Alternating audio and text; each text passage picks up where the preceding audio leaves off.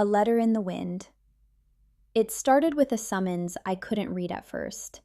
The paper was smudged, the words foreign and cold. State v. Jensen. The charge? Misuse of county property and embezzlement of public funds. I refused to cry. Instead, I walked to the library, 3 miles through wind and grit, and asked old Miss Barnaby for a book that teaches a woman what to say to a judge.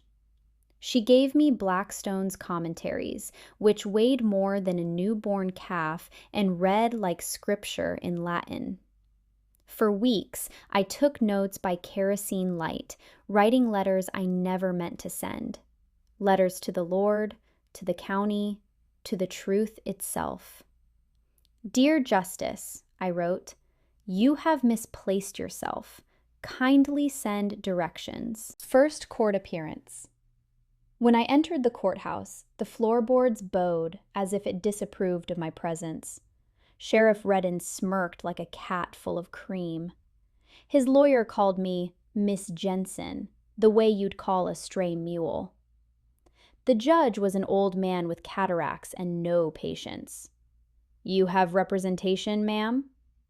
I stood straighter. Just my literacy, Your Honor. He chuckled, but when I handed him one of my letters, I'd rewritten it neatly on borrowed stationery, the room quieted. It wasn't a plea, it was an argument. If the county accuses me of theft, it should produce evidence of missing funds. I have ledger copies showing every cent spent on chalk, books, and children's meals, signed monthly by Sheriff Redden. I watched his Adam's apple bob as he read. For once, silence worked in my favor. The town turns. Word spread that the book lady was defending herself. Men laughed, women whispered prayers. But then came my second letter, Exhibit B. I filled it with testimony from parents whose children I'd fed when school lunches ran out. It wasn't legal language, it was human. Your Honor, I wrote, if feeding hungry children is embezzlement, then I would rather be guilty of care than innocence by neglect. That line got printed in the Reddington Weekly. It didn't win me the case then, but it won hearts. Even the pastor quoted it in his Sunday sermon, uncovering the real crime. One evening, after court adjourned, a young paralegal slipped me a note. It said, check the courthouse storeroom. I did, and I found something that should have damned the sheriff forever. Carbon copies of his requisition orders signed in my forged handwriting. For 2 nights, I didn't sleep. I copied every receipt in perfect ink, signed each with my real initials, and attached a statement referencing real legal precedent from Johnson v. State, 1912. I didn't fully understand it, but I understood enough to corner them.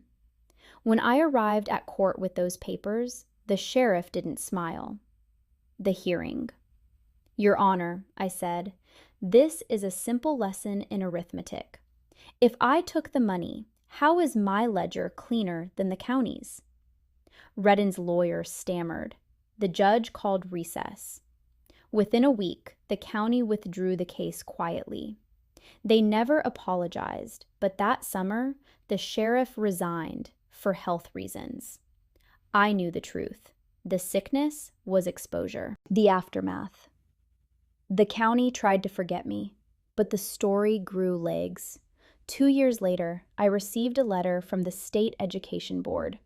Your case inspired a revision of the accounting protocol for rural districts.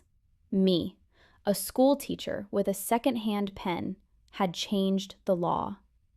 Years later, my former students wrote back too.